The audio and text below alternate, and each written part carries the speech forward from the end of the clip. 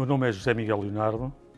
Deixei há pouco tempo a atividade executiva, à qual dediquei mais de 30 anos, e tenho dedicado o meu tempo a ações de advisory. Passo com algumas entidades, algumas empresas, algumas instituições, algumas delas pro bono, como é o caso da minha presença na Direção Nacional da Cruz Vermelha Portuguesa, onde sou vice-presidente e à qual me dedico também de alma e coração, e mais recentemente também aceitei o desafio que me foi lançado de fazer parte dos quadros de advisors da Bridgewater.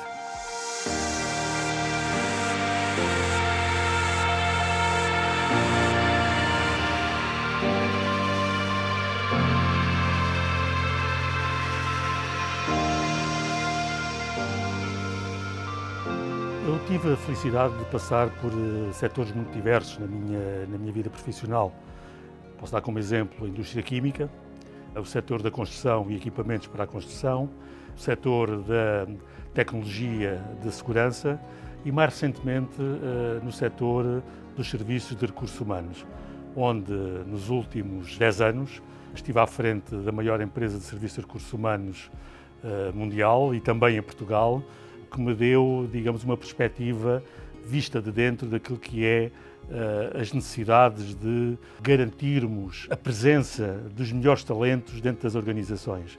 Cada setor tem a sua especificidade e, neste momento, qualquer um deles passará pelos seus problemas, pelos seus desafios, até por algumas turbulências. Mas eu gostaria de enfocar o enorme desafio que qualquer que seja a indústria hoje em dia tem, e que são precisamente as pessoas. Está a decorrer, a nível mundial até, uma verdadeira guerra pelos talentos. O que significa que as empresas, as organizações, estão ávidas por ter consigo os melhores colaboradores, com os melhores perfis, com a melhor experiência, com a melhor capacidade. E isto ultrapassa fronteiras, como bem sabemos. E em Portugal essa é uma realidade, mas que não é exclusiva de Portugal. Portanto, pessoas, que é um dos meus principais pontos de interesse e até de estudo, que é precisamente o papel das pessoas dentro das organizações. E isto por um motivo muito, muito concreto e, porventura, pouco falado.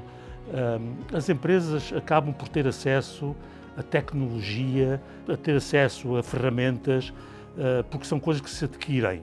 Tudo aquilo que possa ser adquirido no mercado é uma questão de ter capacidade económica para poder aceder a elas. No entanto, as pessoas não se conseguem adquirir. As pessoas devem ser conquistadas.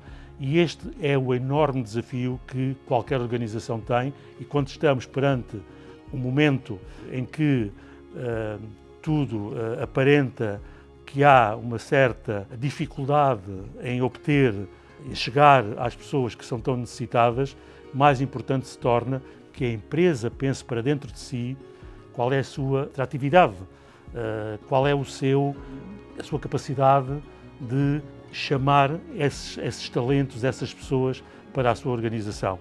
O conceito de employer branding nunca esteve tão presente como nos dias de hoje e tão importante como o é hoje em dia. Eu tive a felicidade de poder desenvolver a minha carreira profissional durante cerca de 14 anos fora de Portugal. E filo numa idade entre os 27 anos e os 41. Foi exatamente esse intervalo de tempo que estive, eu e a família que sempre me acompanhou, fora de Portugal. Passei vivendo e trabalhando por 5 países, todos eles na Europa, é verdade, mas de este a oeste, como por exemplo nos anos 90, na primeira metade da década de 90, eu estava sediado na Hungria, em Budapeste, com responsabilidades sobre todo o antigo Bloco de Leste, como era então chamado, o que foi extremamente desafiante, mas ao mesmo tempo me trouxe uma experiência invulgar.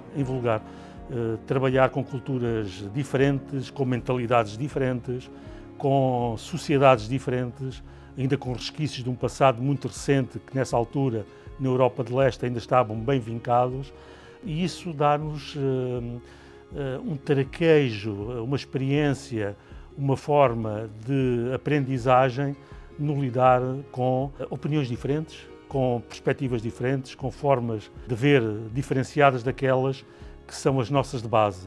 E isso é enriquecedor. Portanto, o meu principal ganho em todos estes anos que estive fora de Portugal foi ter tido a oportunidade de, seja internamente dentro da organização em que estive, seja no contacto com clientes, na própria vida pessoal, no contacto com a população, com as pessoas desses próprios países, dá-nos, digamos, um endurance grande e faz-nos ao mesmo tempo ver duas coisas. Primeiro, a prática da humildade. Nós não somos necessariamente melhores do que os demais, mas também o reforço da autoestima, porque nós não somos piores que ninguém, nem enquanto portugueses, nem enquanto indivíduos. E isso é extremamente importante. Nós podemos ter a oportunidade de nos compararmos, de fazer quase como um benchmark pessoal com os demais, nessas culturas diferentes, com profissionais, com percursos também diferenciados dos nossos.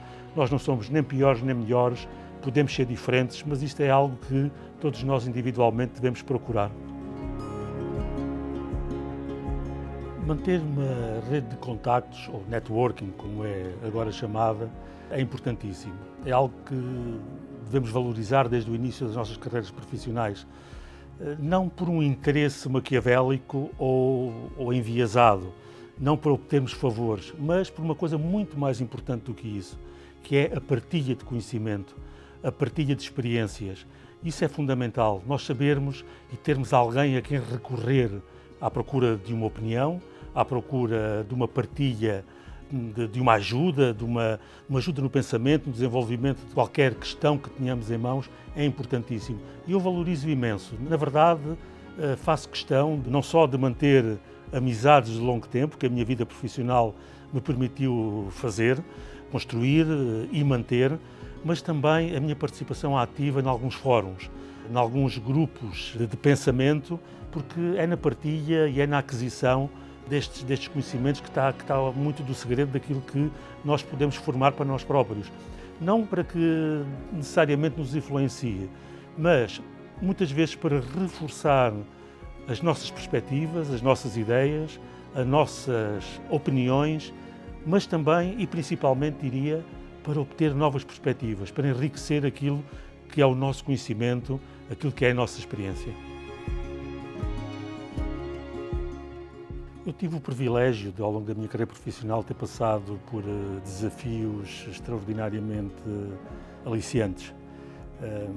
Posso recordar, foi verdadeiramente marcante, praticamente no início da minha carreira, quando aos 30 anos já liderava uma equipa de algumas centenas de pessoas que estavam à minha responsabilidade, não direta, mas através da organização da qual eu era responsável, estando sediado longe do meu país de origem, lidando com culturas diferentes, sendo ao mesmo tempo um Managing Director e, portanto, fazendo parte da administração de uma empresa americana num país, que neste caso era a Hungria, que recentemente se tinha aberto ao mundo ocidental, foi de facto uma experiência marcante. Mas poderia buscar outros exemplos, até mais recentes.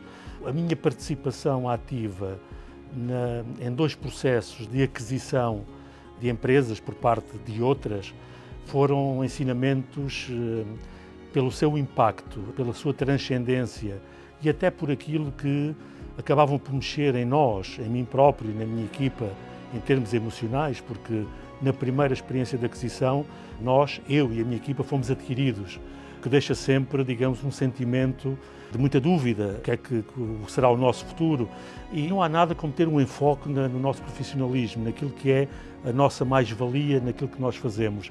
Qual foi o nosso percurso dentro dessa organização, o que é que nós construímos nela, e esse foi o diapasão pelo qual eu e a minha equipa de gestão nos guiámos. Foi de tal maneira bem sucedida que nós acabámos por permanecer no resultante da fusão entre estas duas empresas e, no meu caso pessoal, não apenas mantendo responsabilidades que já tinha, mas também alargando-as a outros países, levando comigo a experiência obtida na gestão e na liderança original da empresa onde já estava. Portanto, isto foi, digamos, uma experiência que mexeu muito também a nível emocional, porque obviamente sempre que existe uma fusão, uma aquisição de empresas, há otimizações a fazer, há processos que envolvem necessariamente permanências de alguns profissionais, a saída de alguns outros, e são sempre momentos de alguma tensão emocional, como preferia. E mais recentemente ainda, tive também o privilégio, numa situação idêntica, mas aqui já, digamos, da parte do adquirente, de vir tomar conta de uma organização em que se deu aquilo que na gíria é conhecido pelo reverse acquisition, ou seja, na prática, em Portugal, a empresa que nós adquirimos era uma empresa que era maior que nós no mercado português. E foi desafiante porque esta maior empresa tinha uma cultura própria, tinha formas de fazer diferenciadas, com processos muito diferentes daqueles que a empresa adquirente tinha para implementar e, digamos, fazer esta mudança que implicou mudança de cultura, mudança de processos, melhorias significativas também a nível de performance.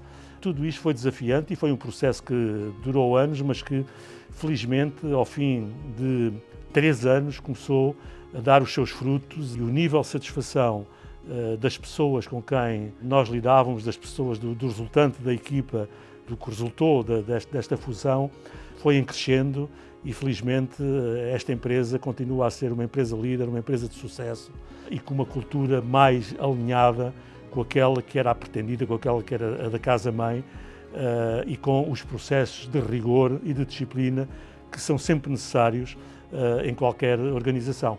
Portanto, esta experiência, são experiências únicas, eu diria, que eu tive o privilégio de viver na primeira pessoa e com responsabilidade de destaque, o que dá e reforça a endurance profissional que nós pretendemos ter na nossa vida profissional. Eu acredito que a minha experiência multifacetada, multicultural, multidisciplinar pode ser uma mais-valia para aquelas entidades, organizações que procurem a transformação, que procurem a mudança. Eu utilizo como mote muitas vezes que não há coisa pior para uma organização que o excesso de sucesso. Pode parecer um paradoxo, mas não o é. As empresas com enorme sucesso tendem a acomodar-se, tendem a relaxar e nenhuma empresa se pode permitir perder ambição, perder foco no futuro, perder capacidade de inovação, perder capacidade de transformação. E são experiências dentro dessas áreas que eu creio que posso trazer para o universo, para o ecossistema da Bridgewater.